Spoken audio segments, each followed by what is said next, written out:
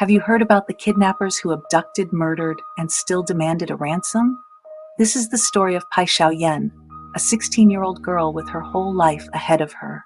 Hsiao-yen was just like any other high school student.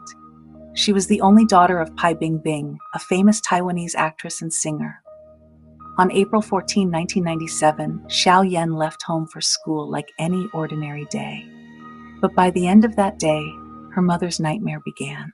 Pai Bingbing received a chilling ransom note demanding $5 million. The kidnappers threatened to kill Hsiao-yen if the ransom wasn't paid. At one point, Pai Bingbing even went on live television, pleading with the kidnappers to release her daughter. What Bingbing didn't know was that Hsiao-yen was already gone. Her body was discovered 14 days after her abduction, dumped in a ditch, and weighted down with dumbbells.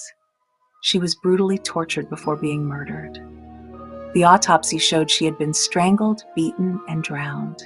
It's heartbreaking that, despite knowing she was already dead, the kidnappers continued to demand ransom from Pai Bingbing, even going so far as to have an impersonator place a telephone call to make her believe her daughter was still alive.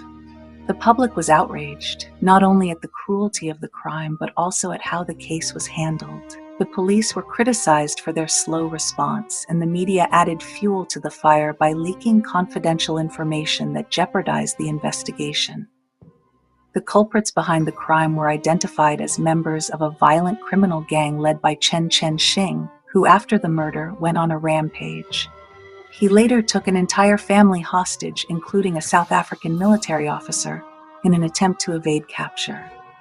After a 2-day standoff, Chen eventually surrendered and was executed on October 6, 1999.